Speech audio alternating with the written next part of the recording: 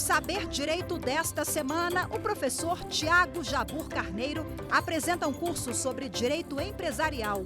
Entre os temas abordados estão as sociedades limitadas, as anônimas, as startups e as sociedades anônimas de futebol. Está no ar a aula 3.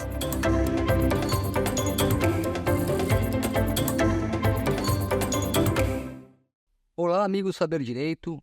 Meu nome é Tiago Jabur Carneiro. Eu sou professor de Direito Empresarial, graduado, mestre e doutor pela Faculdade de Direito da USP. Estamos aqui para o nosso terceiro encontro para falarmos sobre as sociedades anônimas. Mas, antes de falarmos sobre esse tema tão especial no direito empresarial, vamos recapitular um pouco as nossas aulas anteriores.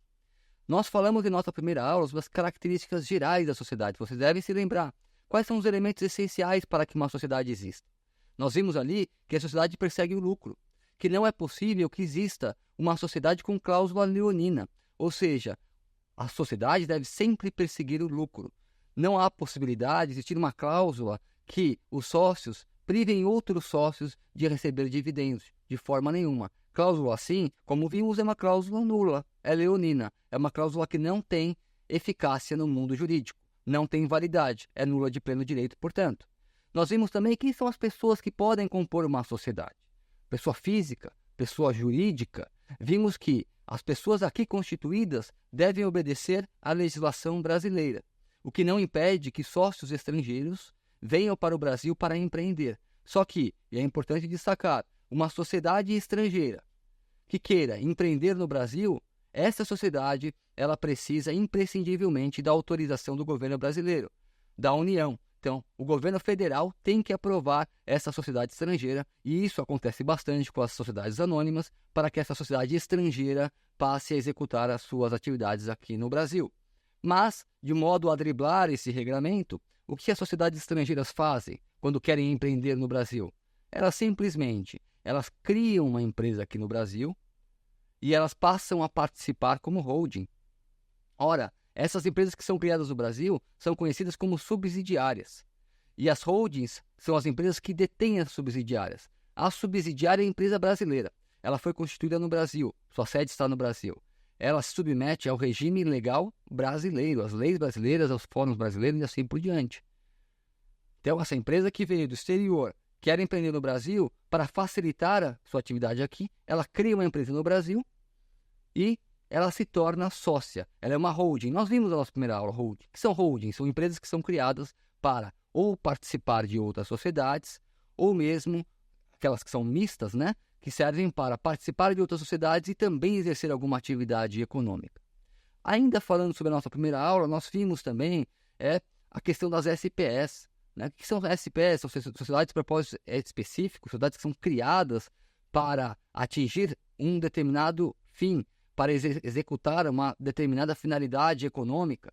Né? Essas empresas são criadas para isso. E essas empresas elas podem ser tanto limitada quanto podem ser anônima. Ora, vocês devem se lembrar que as sociedades no Brasil elas são formadas com base em contratos típicos, ou seja, contratos que estão previstos já no ordenamento jurídico brasileiro. Não podem ser inventadas. Nós até citamos aqui o exemplo do restaurante, do cardápio, né? Aquele empresário que quer empreender no Brasil, ele não pode inventar uma sociedade. Não, ele tem que pegar um cardápio, que nada mais é do que a nossa legislação, e checar lá, ver quais são as sociedades que melhor se afeiçoam ao seu perfil. E aí ele vai eleger aquela sociedade para ser a sociedade que ele vai empreender. Então, nós falamos aí um pouco sobre as holdings e sobre as SPS. E também não deixamos de falar do principal elemento aí, é a essência das sociedades, e que também vale para as sociedades anônimas, que é exatamente a capacidade patrimonial, que é a segregação patrimonial. Ou seja, a pessoa do sócio, o patrimônio pessoal do sócio é segregado do patrimônio da sociedade. Uma vez que aquele sócio ele injeta recursos na sociedade, ele se torna um sócio, mas os seus bens pessoais, via de regra, não responderão pelas dívidas da sociedade. E aí vocês devem se recordar, nós falamos sobre a desconsideração da personalidade jurídica. Ora, se essa é a regra, se a segregação patrimonial do patrimônio da sociedade para o patrimônio do sócio é a regra, então há exceção. E qual é a exceção? A exceção é quando a sociedade ela pratica atos com desvio de finalidade, com abuso de direito ou com confusão patrimonial. Um exemplo clássico aí de confusão patrimonial que pode ensejar a desconsideração da personalidade jurídica da sociedade acontece quando as contas dos sócios se misturam com as contas da sociedade. E também se aplica às sociedades anônimas. Então, por exemplo, o sócio, né, da sociedade anônima, ele tem as suas contas pessoais pagas com o caixa da empresa, com o caixa da sociedade. Então ele vai lá, para o seu carro num posto de gasolina, né, e quem está pagando aquela conta, aquelas despesas, é a sociedade. Ou no final de semana, o sócio decide sair com a sua família para jantar e aquela conta ela é paga pela sociedade e não pelo sócio. Ou o sócio, vou além, ele vai a um shopping fazer compras pessoais com a sua esposa e ele acaba o quê? Pagando com as contas da empresa, com o dinheiro da empresa e não com o dinheiro pessoal. Olha, nesses casos, o artigo 50 do Código Civil, ele é muito expresso, né? Ele é muito claro. Há confusão patrimonial. Há confusão patrimonial. O patrimônio da empresa está se confundindo com o patrimônio do sócio, uma vez que o dinheiro da empresa está sendo utilizado para pagar as contas pessoais do sócio. Se isso ocorre, nós temos a confusão patrimonial que enseja a desconsideração da personalidade jurídica e que tem como consequência o atingimento dos bens pessoais do sócio pelas dívidas da empresa. Então, esse é um elemento essencial de desconsideração que se aplica a todo e qualquer tipo de sociedade. E também se aplicará às sociedades anônimas, que é a sociedade que nós veremos hoje. E por fim, nós falamos sobre o término da sociedade. Então, as sociedades elas são criadas com a Constituição, com o registro, e elas são encerradas com a dissolução, com o seu término, seja pela via legal, seja pela via extrajudicial, mas tem o início e tem o fim da sociedade aí. Sempre lembrando que o registro é imprescindível para qualquer sociedade, para que ela tenha vida, para que ela tenha direitos, para que aquela sociedade, por exemplo, possa pedir uma recuperação judicial, para que aquela sociedade possa entrar com uma falência, para que aquela sociedade possa entrar numa licitação ou ainda que ela possa ingressar com uma ação judicial. Uma sociedade sem registro é uma sociedade que não tem vida. É uma sociedade que nós chamamos de sociedade em comum ou sociedade de fato. Essa sociedade sem registro, ela é uma sociedade comum de fato e que tem como consequência gravíssima a responsabilidade ilimitada dos sócios com relação aos credores da sociedade. E o mesmo se aplica também aqui às sociedades anônimas. Por quê? Uma sociedade anônima que ela é constituída, ela deve ser registrada. Se a sociedade anônima não for registrada, o que acontece? Ela será uma sociedade de fato ou uma sociedade em comum. Ou seja, uma sociedade que só pode ser comprovada com documentos, inclusive entre os sócios, somente com documento escrito, e perante terceiros com outros documentos, a exemplo de testemunha. Mas não é uma sociedade anônima de direito, devidamente constituída. E nesse caso, os sócios responderão ilimitadamente com seus bens pessoais pelas dívidas da sociedade, inevitavelmente. Bem, na nossa segunda aula, nós falamos sobre as sociedades limitadas. As sociedades limitadas correspondem, como eu disse aos senhores na nossa segunda aula, a 90% das sociedades brasileiras. Então, 90%, cada 10 empresas, cada 10 sociedades no Brasil, 9 sociedades, 9 são limitadas. E as anônimas, por que correspondem a uma minoria e menos de 2% das sociedades? Por quê? Ora, porque as sociedades anônimas, elas representam sociedades que corporificam grandes empreendimentos. Inclusive, essas sociedades elas foram criadas ali, após a Idade Média, com o início do Estado moderno, com as grandes navegações, quando era necessário o quê? A injeção de vultosos recursos para construir caravelas, fazer expedições, desbravar novos países, desbravar continentes. Então, a Companhia das Índias Orientais, ela foi criada, foi uma das primeiras companhias, sociedades anônimas criadas, exatamente com o fim de explorar outros territórios, com o fim de promover o comércio marítimo. Mas para isso, para construir essas caravelas, que à época eram caríssimas, era necessária uma injeção de vultosos recursos, de grandes investimentos. E para isso, então, foi criada a Sociedade Anônima, que remonta aí aos idos de 1500. Bem, quando nós falamos de sociedade limitada, nós falamos que a sociedade limitada ela é constituída com pelo menos um sócio. Com pelo menos um sócio. Por quê? Antigamente, a sociedade limitada ela era constituída com pelo menos 2 sócios. Hoje não mais. Hoje houve uma alteração no Código Civil, de modo que um único sócio pode fazer parte de uma sociedade limitada. É a chamada Sociedade Limitada Unipessoal. Anotem aí, Sociedade Limitada Unipessoal, ou SLU. Essa sociedade limitada é aquela sociedade que é criada e tem apenas um sócio sem nenhum problema. E antes havia problema, por quê? Antes era imprescindível que a sociedade limitada fosse criada com pelo menos 2 sócios. Então, não era possível, inclusive a junta comercial nem registrava aquele contrato social que tivesse apenas um sócio. Teria que haver 2 sócios. Hoje não. Por que o legislador decidiu alterar esse regulamento? Porque era muito comum que uma pessoa física, por exemplo, quisesse empreender, mas não tivesse outra pessoa para que com ela empreendesse conjuntamente. E aí, não tendo outra pessoa, ela tinha que colocar o que nós chamamos aqui, entre aspas, de laranja, que é uma pessoa que não tinha nenhuma afinidade com o negócio, que muito menos queria ingressar na sociedade, e aí ela acabava chamando quem? Seus parentes, tio, pai, avô, filho, etc., apenas para cumprir uma formalidade legal, para que a sociedade limitada ficasse com 2 sócios. Mas o legislador, percebendo que caiu em desuso esse tipo de operação e percebendo que era uma mera formalidade sem nenhuma utilidade, pelo contrário, que muitas vezes o sócio da limitada chamava um outro sócio para participar daquela sociedade e esse outro sócio acabava respondendo por dívidas da sociedade, então ele acabava se prejudicando com isso. Então nós temos que aquele sócio, aquele empreendedor que chamasse a mãe para ter 1% da sociedade limitada, infelizmente, em alguns casos a mãe acabava respondendo até mesmo com seu patrimônio pessoal, de acordo com as regras que eu já falei para você naquelas exceções, com seus bens pessoais, nem sabendo o que estava acontecendo.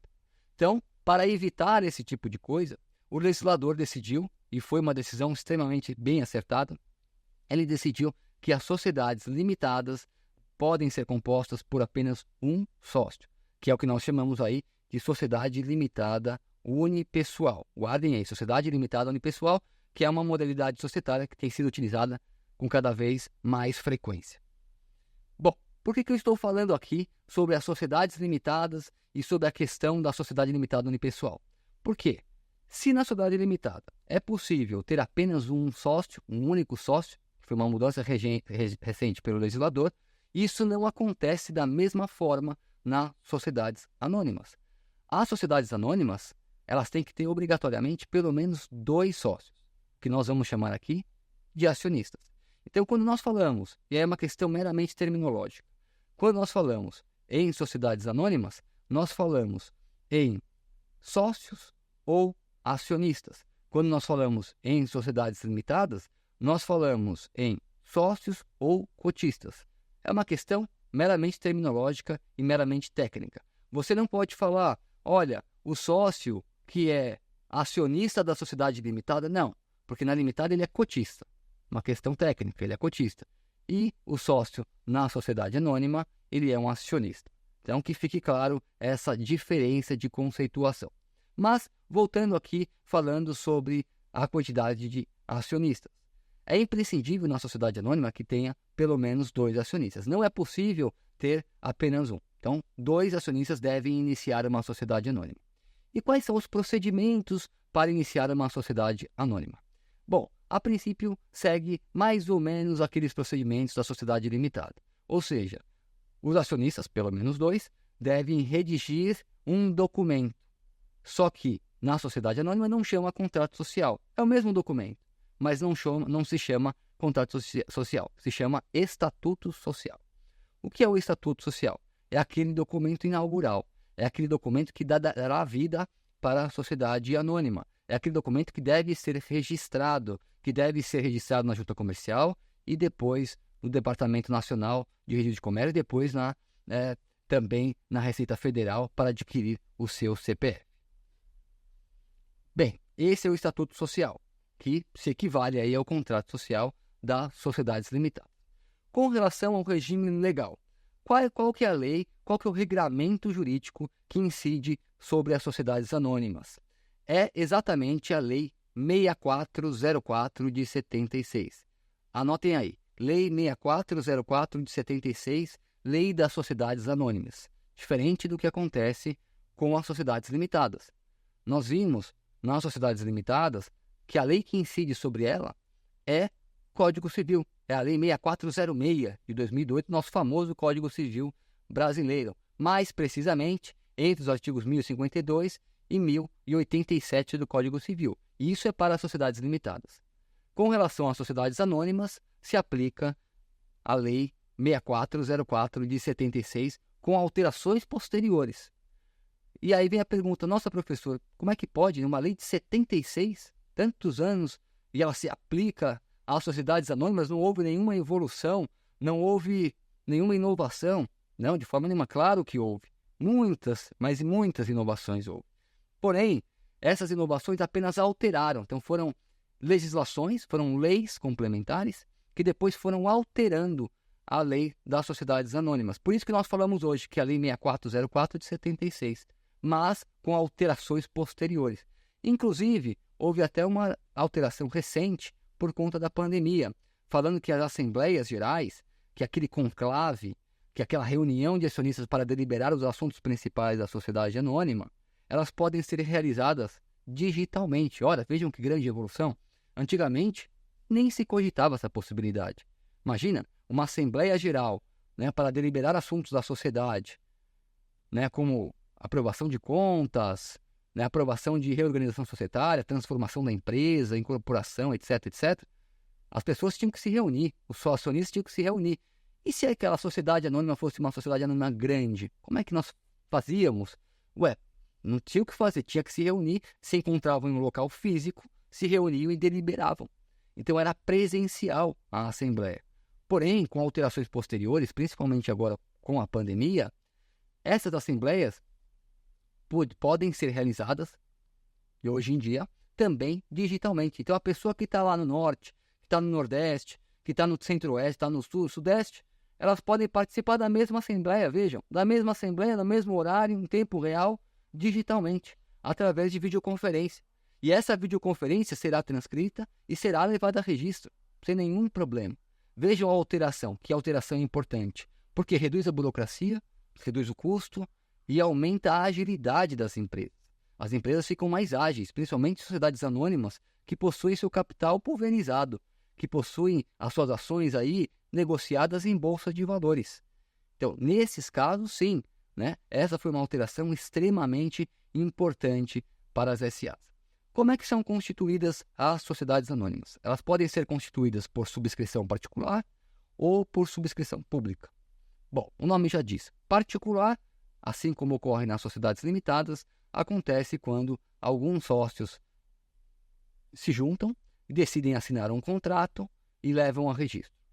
Na subscrição pública, diferentemente dos particulares, de poucas pessoas, outros investidores são chamados a compor aquela sociedade, geralmente para grandes corporações, que precisam de mais recursos para desenvolver suas atividades. Então, nesses tipos de corporações, aí há uma subscrição pública. Então, subscrição particular, alguns sócios, alguns acionistas, de forma particular, e na subscrição pública, geralmente investidores são chamados, seria um quadro societário mais amplo, mais elástico aí.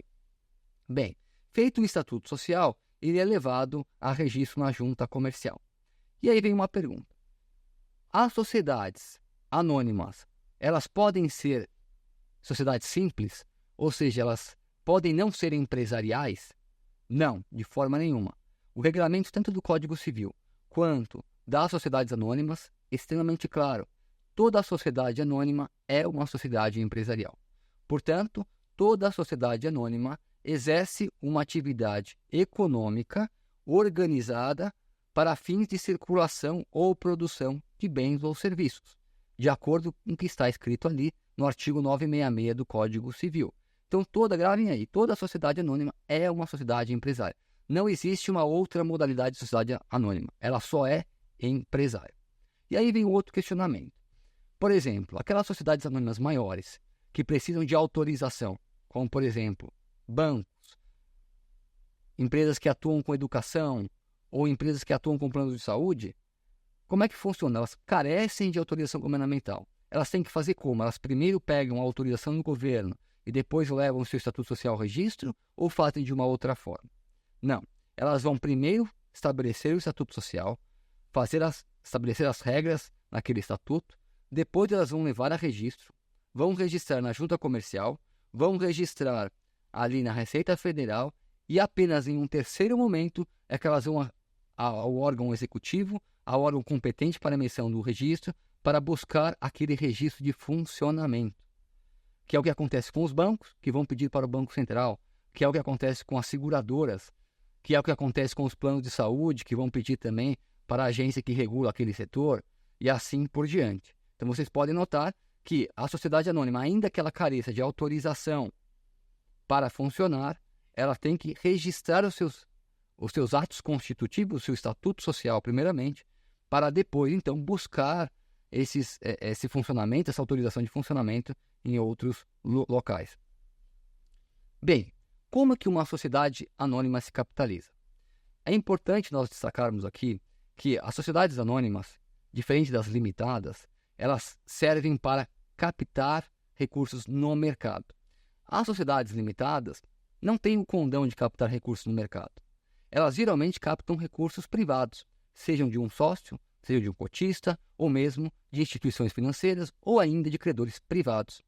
Já as sociedades anônimas não. Como nós vimos, são grandes corporações. Portanto, elas captam recurso de quem? Do público. Então, elas vão captar recurso das pessoas, dos bancos, de entes privados e assim por diante. Mas a principal característica é que elas captam recursos do público através da emissão de ações no mercado. As ações são títulos ou valores mobiliários que servem para captar recursos no mercado. Mas isso é importante nós fazermos um parênteses aqui. Só se aplica às sociedades anônimas de capital aberto. Ora, o que seria sociedade anônima de capital aberto?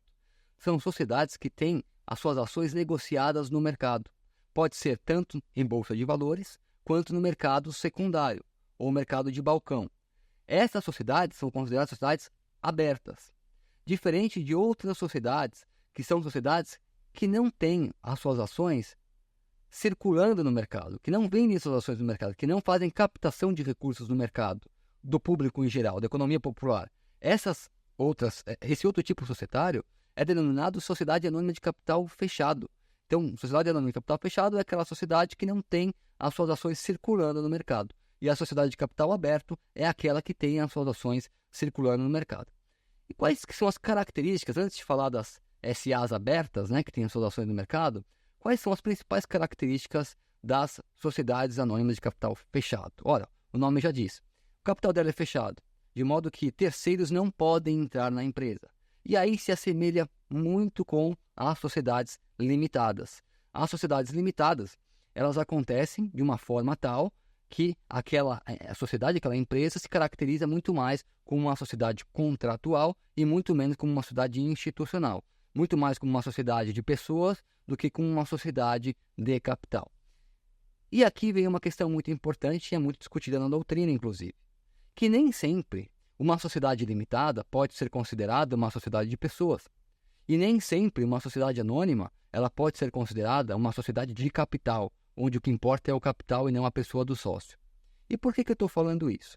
Porque as sociedades anônimas de capital fechado, elas se assemelham muito às sociedades limitadas. Por quê? Primeiro, não tem as suas ações negociadas no mercado, em bolsa, em mercado secundário, etc. Não tem. Segundo, porque o ingresso de terceiros que não sejam sócios deve geralmente passar pelo crivo dos sócios remanescentes. Então, obrigatoriamente, deve passar pelo crivo dos sócios remanescentes. Além disso, essa sociedade de capital fechado, elas têm uma estrutura mais enxuta, tem um capital social que geralmente é inferior, então dispensa-se a publicação de balanços, demonstrações financeiras. A assembleia delas é uma assembleia mais enxuta também, consegue ser feita digitalmente ou presencialmente, enfim, mas é uma assembleia mais reduzida. Mas o mais importante é essa questão do ingresso de outros sócios. E aí nós podemos notar que, a partir do momento que uma sociedade anônima de capital fechado, que é aquela sociedade anônima que não permite que outros sócios não ingressem no seu quadro societário, ela é uma sociedade que se assemelha muito com a sociedade limitada, de modo que nós podemos falar que essa sociedade específica não é uma sociedade de capital, mas é uma sociedade de pessoas. Vejam, eu estou mostrando para vocês aqui que nem sempre aquela classificação que sociedade limitada de pessoas e sociedade anônima é de capital, ela vai prevalecer.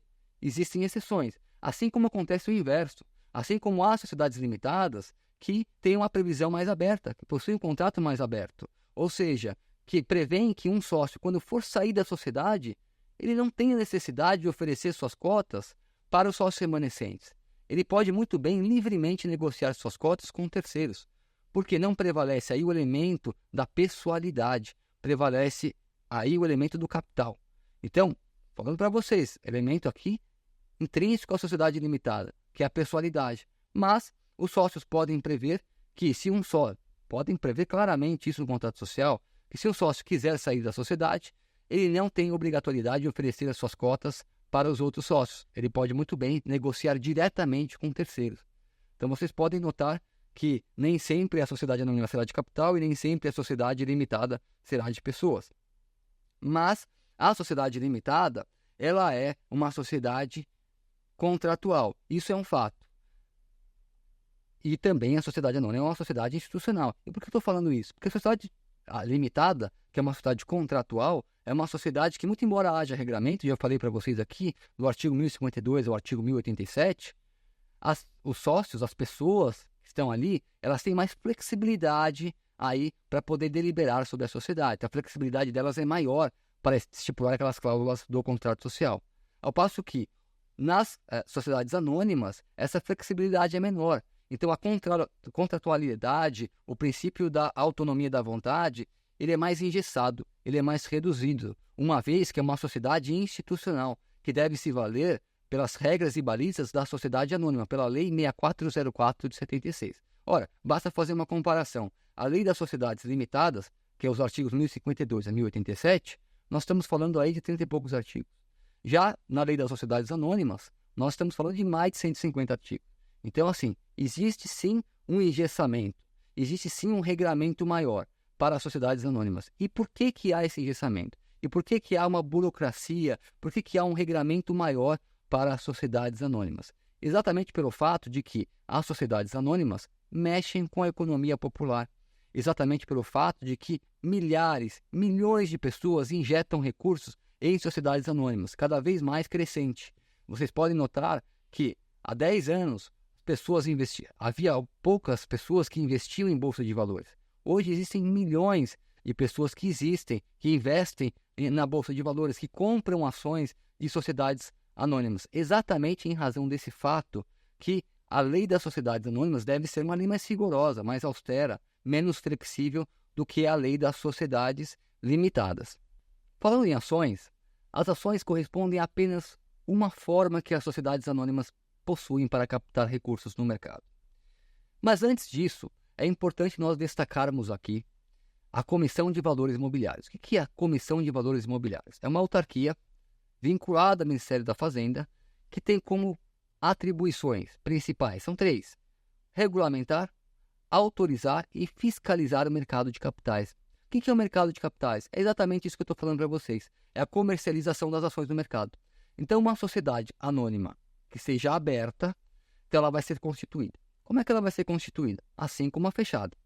Ela vai ter um estatuto social, vai ter o regramento, vai ter o boletim de subscrição, os acionistas vão assinar, vão registrar na junta comercial aquele estatuto social, vai obter um CNPJ, que é um número de registro. Feito isso, ela vai até a CVM, que é uma autarquia regulatória. A CVM é a Comissão de Valores Imobiliários. O que ela vai fazer a CVM? Ela vai verificar a documentação daquela sociedade anônima, vai fiscalizar e vai dar o ok. Ó, tá tudo certo. Pode começar a emitir as suas ações no mercado. Não tem nenhum problema. E aí, então, a sociedade anônima vai começar a emitir ações no mercado, fazer o que nós chamamos aí de IPO. O que é o IPO? É Initial Public Offering. É uma oferta pública de ação. É quando a empresa, pela primeira vez, de forma inédita, ela resolve colocar as suas ações para venda no mercado. Então, ela decide se capitalizar, ou seja, aumentar os seus recursos. Uma empresa que tinha, por exemplo, um capital social de 100 milhões, e aí eu estou falando de valores elevados, que é o que geralmente acontece com sociedades anônimas abertas, ela decide ampliar esse capital social, ou esse patrimônio que ela tinha, enfim, de 100 milhões para 300 milhões, então ela precisa aí de um acréscimo de 200 milhões, só que ela não quer fazer empréstimo bancário, porque os juros são altos, ou por alguma outra razão, ela decide se juntar à economia popular, ela decide recorrer às pessoas para que as pessoas emprestem dinheiro para ela, para que as pessoas invistam nela. E esse investimento se dá como? Se dá exatamente através das ações. Então, as ações são utilizadas como um valor mobiliário, que é um título que as pessoas vão no mercado e compram, entregam para a empresa aquele valor, a empresa entrega o título de volta, que é aquele título, e aí a pessoa passa a ser dona de um pedacinho daquela companhia. Pode ser 0,1%, 1%, não importa, mas ela passa a ser dona de um pedacinho daquela empresa.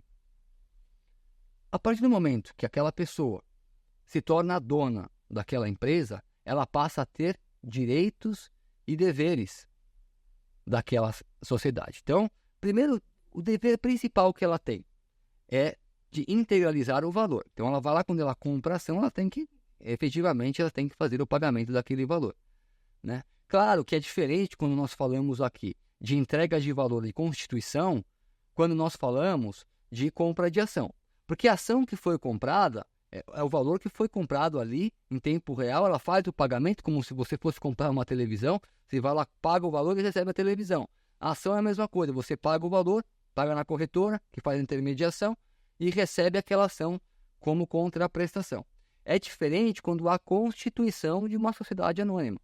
Na constituição de uma sociedade anônima, assim como acontece na sociedade limitada, existe o acionista que subscreve, lembre, nós falamos isso nas limitadas, e existe o acionista que integraliza. Então, quando você está constituindo uma sociedade anônima, o acionista vai lá e subscreve. Então, ele se compromete a entregar determinado valor. Então, ele vai se comprometer ali a entregar 100 mil reais. Ele tem a obrigação de pagar esse valor. Aí, se ele não pagar, mesma coisa que acontece nas sociedades limitadas. Ele vai ser considerado sócio remisso.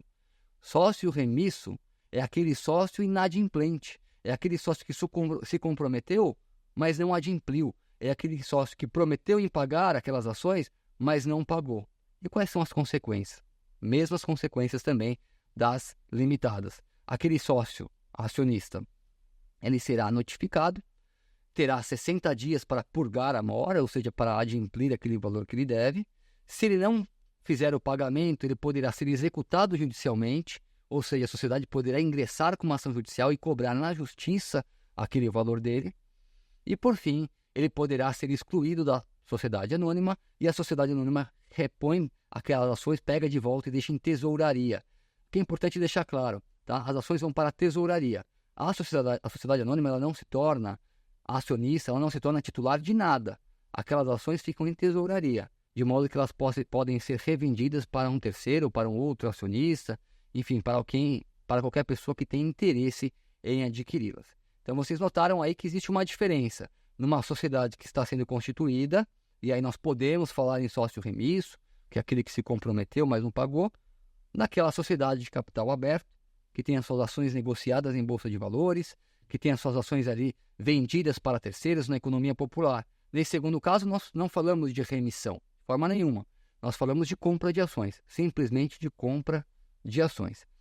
Bom, a partir do momento que a pessoa se torna titular de uma ação, ela passa a ter direitos e deveres em uma sociedade anônima. Então, ela passa a ser titular de direitos e deveres naquela sociedade e pode exercitá-los. Vamos ver alguns direitos que ela tem. Então, o primeiro direito que o acionista tem numa sociedade anônima é o direito de fiscalizar. Ele tem o direito de fiscalizar as atividades. Ele, como acionista, ele pode muito bem chegar para o administrador e pedir documentos, né? Ver como é que se encontra a sociedade, se está bem, se não está bem, pedir relatório e assim por diante. Nesse aspecto, já é bom nós destacarmos aqui que o administrador da sociedade anônima, assim como da limitada, ele tem o dever de diligência, ele tem o dever de lealdade, tem o dever de informar. Então, o administrador ele deve ser diligente, ele deve ser leal com a sociedade para evitar aí conflito de interesses e abusos, e ele tem, acima de tudo, que informar os acionistas, não importa o número de ações que aquele acionista tenha. O acionista tem o direito de ser informado, até para saber se vai continuar ou não naquela sociedade. E o administrador, por sua vez, tem o dever de informar.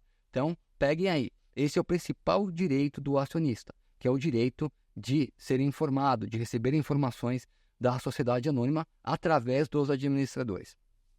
Além desse direito, o acionista ele também tem o direito de receber dividendos. Aqui nós falamos algumas vezes. Lembre-se, cláusula leonina é vedado em qualquer tipo de sociedade. Todo acionista tem o direito de receber dividendos. Não importa o valor, mas eles têm o direito de receber dividendos. Por que eu estou falando que não importa o valor? Porque a sociedade anônima ela pode muito bem deliberar que parte do lucro que ela angariou ao final do exercício, parte desse lucro seja reinvestido na própria sociedade, parte desse lucro componha um fundo de reserva, componha um fundo de contingenciamento e assim por diante. Mas ela não pode, sob forma nenhuma, ela não pode privar o acionista de receber os dividendos, de receber o lucro a que ele tem direito. Se assim o fizer, nós estaríamos diante de uma cláusula leonina. Nós falamos sobre isso, que é uma cláusula nula de pleno direito. Então, se chegar ao final do exercício, o acionista não recebeu nada de lucro, opa, peraí, eu vou lá e vou discutir sobre essa questão, uma vez que eu, por lei, eu tenho o direito de receber esse lucro. Então, nós vimos aí o direito de fiscalização que o acionista tem, o direito de receber os seus dividendos, e aí temos uma terceira questão, que é um terceiro direito, que seria o direito aí de votar. Só que aqui existe uma grande peculiaridade, né? Quando falamos em direito de votar, não é todo acionista que tem o direito de votar. Apenas os acionistas que têm ações ordinárias são aqueles que têm o direito de votar. Então, são aqueles acionistas que detêm um tipo específico de ação. Vocês notaram que existem alguns tipos de ação. Então, existem 3 tipos previstos na legislação. Existem as ações ordinárias, preferenciais ou de fruição. A de fruição praticamente não é utilizada. As que mais são praticadas, 99% dos casos, são as ações ordinárias e as ações preferenciais. Ações ordinárias, de acordo com a lei das SAs, são aquelas ações que conferem direito de voto para o acionista e também, claramente, direito de receber dividendos. Então, um acionista que é titular de ações tidas como ordinárias é aquele acionista que vai receber dividendos, vai receber lucros, e também aquele acionista que vai poder votar na sociedade. Ele vai poder participar das deliberações da sociedade. Essas são as ações ordinárias. Por outro lado, nós temos aí as ações preferenciais, que são ações que geralmente concedem algumas vantagens aos acionistas em detrimento de outras. Então, as ações preferenciais concedem, por exemplo, a vantagem para o acionista de receber os dividendos antes de outros acionistas. Então, a sociedade, ao fim do exercício, apurou ali um lucro de R$1 milhão e ela vai fazer a distribuição desse lucro entre seus sócios, entre os seus acionistas. Para quem que ela vai pagar primeiro? Ela vai pagar primeiro para o acionista preferencial. Por quê? Porque a lei assim define. Aquele acionista preferencial é que ele vai receber os lucros antes dos outros. O mesmo ocorre quando há a dissolução, quando há o término de uma sociedade anônima. Então, quem vai receber primeiro o patrimônio, se sobrar, claro, se sobrar, da sociedade? Serão os titulares de ações ordinárias ou serão os titulares de ações preferenciais? Ora, serão os titulares de ações preferenciais, que têm vantagens específicas em relação aos outros acionistas.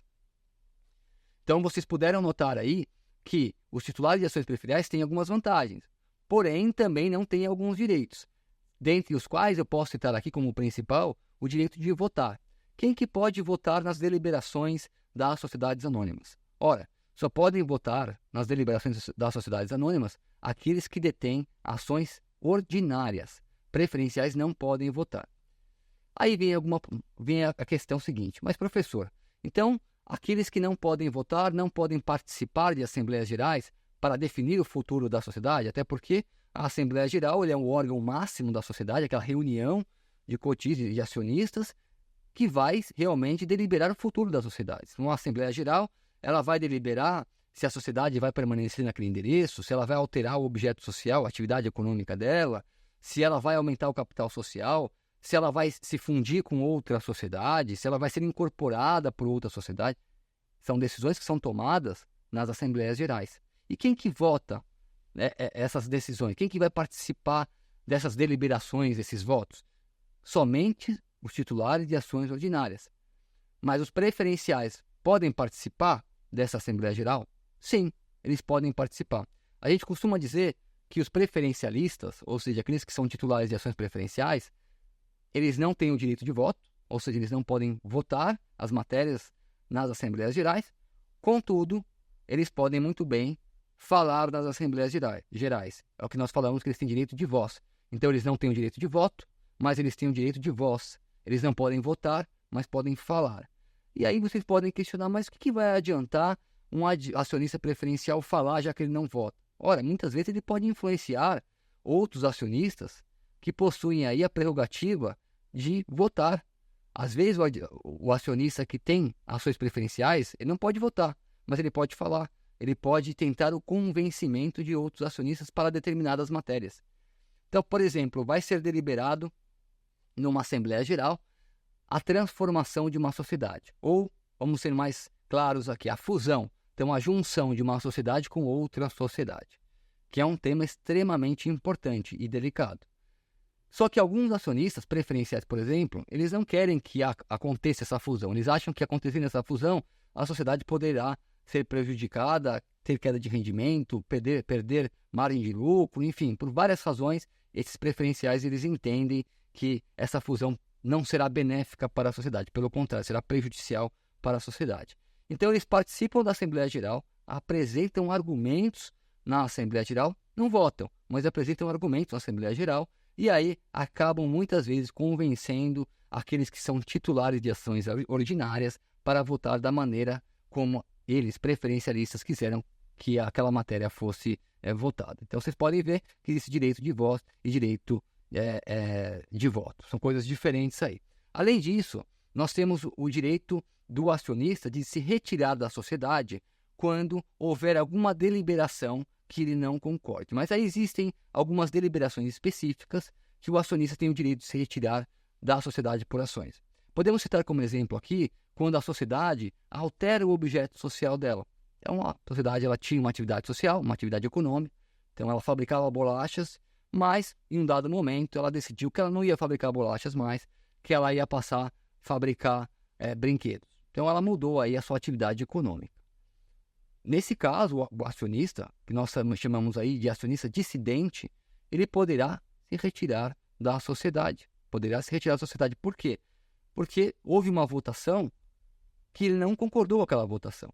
Não concordou com aquela votação. Então ele poderia se retirar, uma vez que quando ele ingressou, aportou recursos àquela sociedade, ele aportou para uma determinada atividade econômica. E uma vez que a atividade econômica ela é alterada no curso da sociedade, ele tem o direito de se retirar. Esse é um acionista que nós chamamos aí de acionista dissidente. Além disso, nós temos também a possibilidade quando uma sociedade é transformada.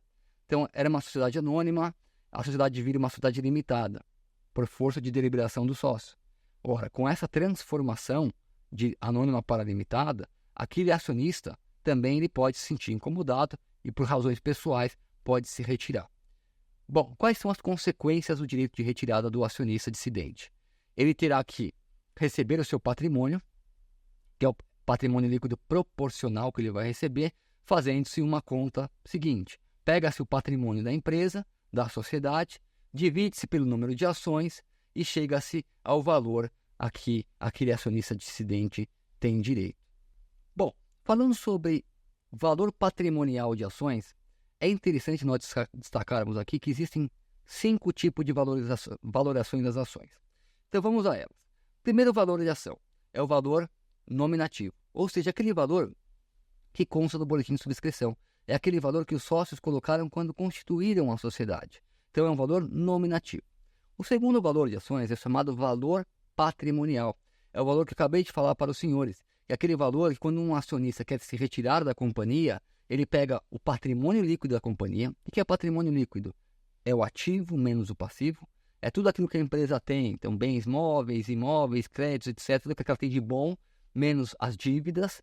E aí o resultado dessa equação se chega ao patrimônio líquido, e esse patrimônio líquido vai ser dividido em número de ações para saber o valor patrimonial de cada ação. Então, se um acionista que é dissidente, como eu falei há pouco para vocês, ele decide se retirar da sociedade anônima, porque a sociedade alterou o objeto social no curso da sociedade, então ele vai receber um valor patrimonial de suas ações. Bem, o valor patrimonial a gente pode exemplificar da seguinte forma. Um acionista que tem ali 100 ações em uma companhia que tenha 1.000 ações. O capital social da companhia é de R$ 1.000. Ora, o patrimônio líquido da companhia é de R$ 1.000. Então, patrimônio, sempre lembrando, ativo menos o passivo. E chega-se à conclusão que o patrimônio líquido daquela companhia é de R$ 1.000. E aquele acionista, ele tem 100 ações com valor de R$ 1 cada ação.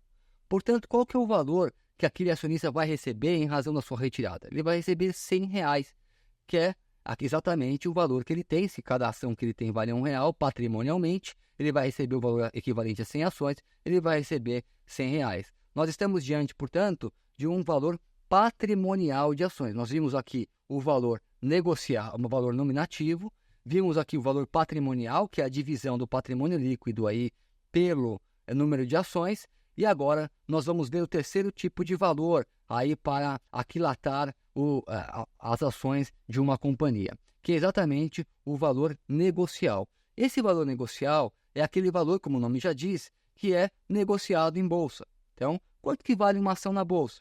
Depende, né? O valor da bolsa, de uma ação na bolsa, ele pode valer muito, depende do dia, pode valer menos, né? Depende da conjectura econômica, depende da conjectura internacional ou política. As ações da empresa, elas sobem ou elas descem. E aí nós estamos falando aqui de valor de negociação, quando há uma liquidez e a ação ela é negociada. Num dia ela vai valer R$ 5, no outro dia ela vai valer R$ 10, no outro dia ela vai valer R$ 15, enfim, ela é um valor de negociação. Então, vocês podem notar aí, né, que para cada atividade, para cada operação com as ações, haverá uma valoração diferente daquela ação. Além disso, nós temos aí o valor econômico da ação. O valor econômico acontece quando a empresa, a sociedade, ela chama peritos para avaliar quanto que vale aquela empresa. Então, é um valor de avaliação. O mesmo acontece com um imóvel, por exemplo. Você vai pegar o imóvel ele tem vários valores.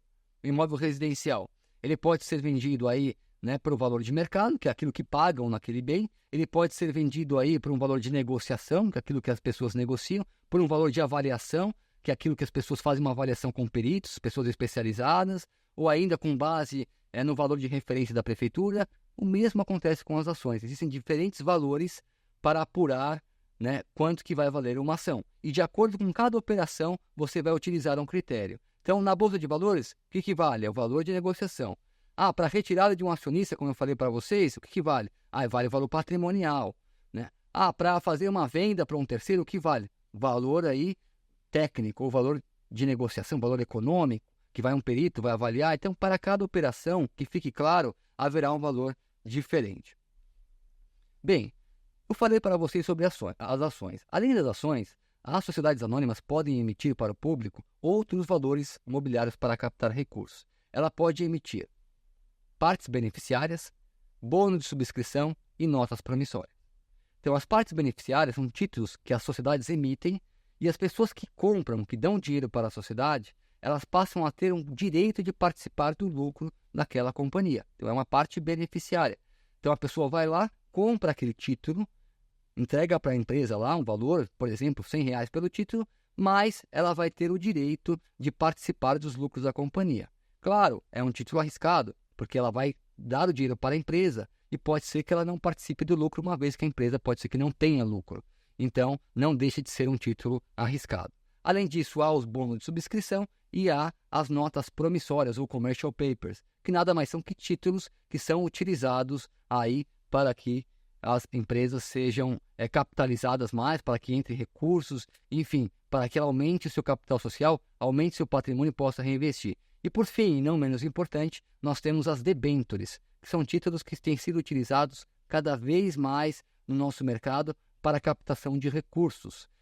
As debêntures nada mais são do que um contrato, como se fosse um mútuo, onde há um mutuante, onde há um mutuário, onde há aquele que empresta o valor e aquele que recebe o valor. No caso das debêntures, como são títulos, quem empresta o valor é a pessoa física ou jurídica que vai investir naquela empresa, naquela companhia, naquela sociedade anônima.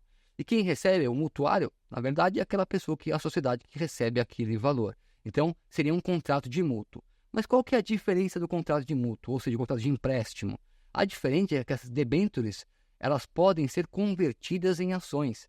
Então, depois de 2 anos, foi a pessoa comprou uma debênture, ou seja, ela investiu um dinheiro na empresa, emprestou um dinheiro para a empresa, se a empresa não pagar, não retornar esse dinheiro com juros e correção monetária, então a pessoa terá uma opção de converter essas debêntures em ações judiciais e a partir desse momento, então, ela se tornará titular, se tornará proprietária, ainda que seja de um pequeno pedaço daquela empresa. Bom, para finalizar aqui, eu vou falar sobre a teoria administrativa orgânica e sistêmica das sociedades anônimas. As sociedades anônimas, ela possui uma estrutura administrativa piramidal. Pensem só numa pirâmide. É uma estrutura piramidal. No topo dessa pirâmide existem as assembleias gerais. O que são assembleias gerais? São os conclaves. É a reunião de acionistas que nós falamos aqui para deliberar os principais assuntos da companhia. A exemplo de contratar administradores, aprovar contas, estabelecer remuneração, determinar a transformação da sociedade, aprovar a incorporação, a fusão ou a cisão e assim por diante. Então, é o órgão máximo nessa teoria orgânica das sociedades. Abaixo das sociedades, das assembleias gerais, existe o conselho de administração e abaixo do conselho de administração existe a diretoria. O conselho de administração é aquele conselho que são os conselheiros que são eleitos pela Assembleia Geral e são eles que vão nomear aí os administradores. Além disso, o conselho de administração vai definir aí as diretrizes gerais da administração, aquilo que deve ser seguido por seus administradores. Bom, eu encerro aqui a nossa aula sobre sociedades anônimas. Procurei aqui apresentar para os senhores aí os principais aspectos dessa sociedade. Vamos agora ao nosso quiz. Vamos a ele.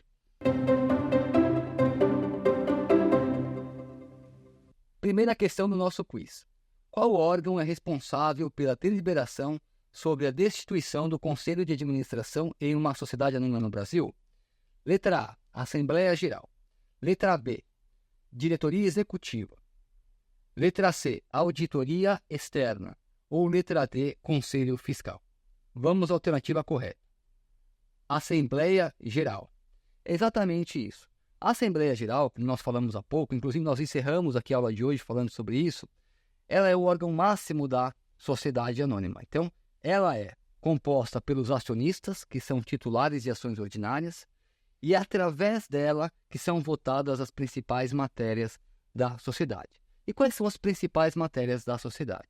São aprovar as contas dos administradores, eleger ou destituir administradores, estabelecer remuneração dos administradores, aprovar reorganização societária, a exemplo de incorporação, fusão ou cisão de uma sociedade, dentre outros aspectos que estão previstos na lei das sociedades anônimas. Então, é a Assembleia Geral que irá aí determinar o rumo da empresa. E com relação ao Conselho de Administração, é a Assembleia Geral que irá eleger os conselheiros da administração e esses conselheiros que vão indicar os administradores da sociedade anônima.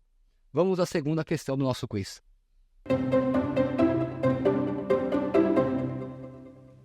Segunda questão. O que caracteriza a responsabilidade dos acionistas em uma sociedade anônima? Letra A. Responsabilidade solidária e ilimitada. Letra B. Responsabilidade limitada ao valor das ações subscritas. Letra C. Responsabilidade ilimitada, mas não solidária. Ou letra D. Responsabilidade subsidiária dos administradores. Resposta correta é a letra B. Responsabilidade limitada ao valor das ações subscritas. Ora, no início da nossa aula de hoje, nós falamos que o acionista ele é responsável até o limite das ações que ele integralizou. E aí lembrem-se, ele pode subscrever e depois ele tem que integralizar. Quando ele subscreve, ele promete. Então, na medida que ele vai lá e promete entregar para a sociedade R$1.000, ele vai ter 1.000 ações em contraprestação. Mas ele deve cumprir essa promessa, ele deve integralizar aquele valor. Se ele não o fizer, ele será considerado sócio remisso e será excluído, poderá ser excluído ou sofrerá uma ação judicial para que cumpra com a sua promessa. E aí a sua responsabilidade, tendo feito a sua integralização, ela será limitada ao valor das ações, assim como acontece nas sociedades limitadas. De modo que as sociedades, as dívidas das sociedades anônimas não atingirão o patrimônio pessoal do acionista. Essa é a regra máxima aí da sociedade anônima, como é também da sociedade limitada. Vamos à terceira questão. Terceira questão. Qual documento regulamenta o funcionamento e a estrutura de uma sociedade anônima? Letra A, contrato social. Letra B, estatuto social. Letra C, ata de constituição. Ou letra D, acordo de acionistas. A resposta correta é a letra B, estatuto social. Também nós falamos aqui no início da nossa aula questões terminológicas, que para as sociedades limitadas, o contrato-mãe é o contrato social. Já para as sociedades anônimas, o contrato-mãe é o estatuto social. É no estatuto social que estarão previstas todas as regras que irão regular os direitos e os deveres dos acionistas. Portanto, os acionistas deverão sempre se balizar naquilo que está contido no estatuto social, E o estatuto deve seguir sempre, lembrando, a lei das sociedades anônimas, que é a Lei 6404 de 76. Não é possível que o estatuto preveja normas que venham de confronto com a lei, com as normas estabelecidas ali na Lei 6404 de 76, de forma nenhuma. O Estatuto Social deve sempre se balizar naquilo que está contido na Lei das Sociedades Anônimas. E além do Estatuto Social, é importante destacar que há também o acordo de acionistas, assim como há o acordo de cotistas nas sociedades limitadas. E o acordo de acionistas ele serve para que os acionistas, alguns, nem todos, mas alguns, possam determinar o quê? Estabelecer regras de controle e de vendas e de venda de ações e também de uniformização política aí dentro da sociedade. E aí nós seguimos aí o mesmo conceito das sociedades limitadas. Bem, senhores, nós encerramos aqui a nossa terceira aula falando sobre sociedades anônimas. Espero que tenham aproveitado. O meu objetivo, repito aqui, é que nós possamos apresentar as principais características das principais sociedades brasileiras e os senhores possam confrontar para ver qual que é a modalidade jurídica que mais se afeiçoa ao perfil dos empresários que vocês atendem aí. Muito obrigado por todos, um grande abraço, espero vocês na nossa próxima aula, a quarta aula. Quer dar alguma sugestão de tema para os cursos do Saber Direito? Então mande um e-mail para a gente, saberdireito@stf.jus.br. Você também pode estudar pela internet. Acesse o nosso site radioetvjustiça.jus.br ou pode rever as aulas no canal do YouTube, @Rádio e TV Justiça.